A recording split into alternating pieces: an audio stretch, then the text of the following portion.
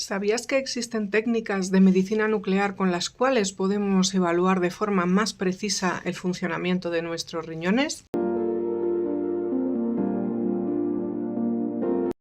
Muchas personas relacionan las técnicas de medicina nuclear única y exclusivamente con el ámbito oncológico, y esto es así porque muchas veces se utilizan pruebas como los PET-TAC para hacer el diagnóstico o el rastreo de metástasis en el contexto del cáncer.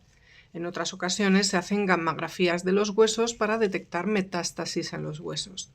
Pero existen muchas otras técnicas de medicina nuclear que no tienen como objetivo evaluar el cáncer. El fundamento de este tipo de pruebas es inyectar al paciente por vía venosa algún tipo de contraste, que es algún tipo de sustancia a la cual se le ha unido una sustancia con capacidad radioactiva.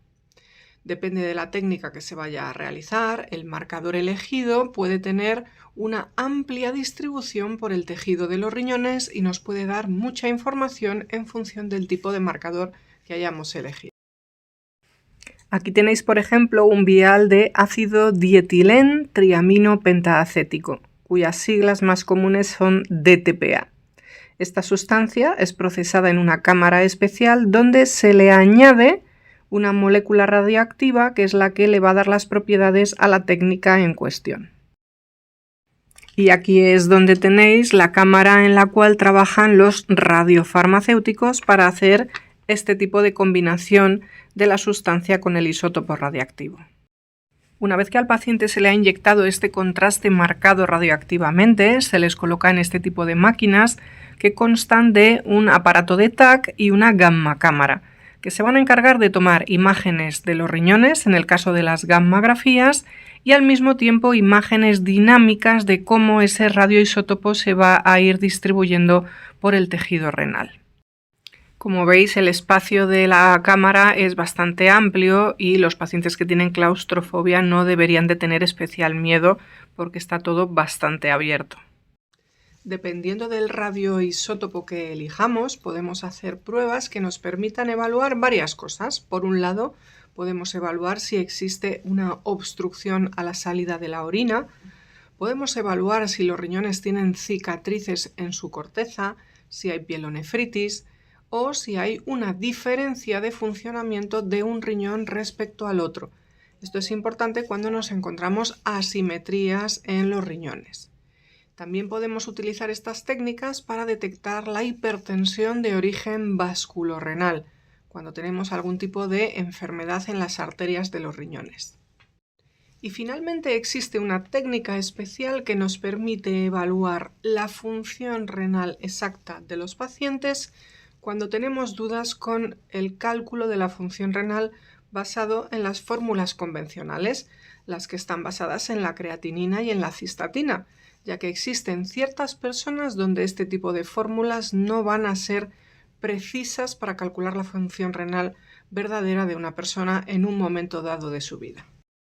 Para hacer estos estudios de función renal o de reserva funcional renal, lo que hay que hacer es tomar muestras de sangre del paciente 1 hora, 2 horas e incluso 3 horas después de haberles inyectado el marcador con el radioisótopo. Después esa sangre se procesa en una máquina como esta, que es una gamma cámara, que sirve para analizar la cantidad de radiación que hay presente en estas muestras. Y con ello se calculan unas gráficas que nos permiten ver exactamente cómo los riñones están depurando estas sustancias. Aquí tenéis un ejemplo de una de las gráficas que se obtienen al procesar las muestras. Y este es el informe definitivo que solemos obtener los nefrólogos cuando hemos solicitado la determinación de la tasa de filtrado glomerular por técnicas exógenas de medicina nuclear. Si os fijáis, hay una serie de datos que calculan los radiofarmacéuticos y al final nos dan la tasa de filtrado glomerular real del paciente, que en este caso es 72 mililitros minuto.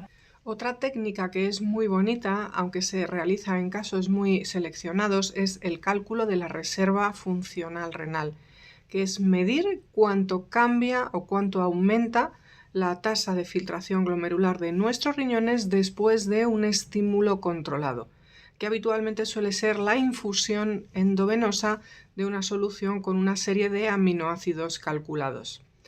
Esto lo que quiere representar es la capacidad que tienen nuestros riñones de aumentar su funcionamiento, por ejemplo, cuando hacemos una dieta hiperproteica o cuando estamos sometidos a algún estímulo que hace que nuestros riñones trabajen más de forma transitoria.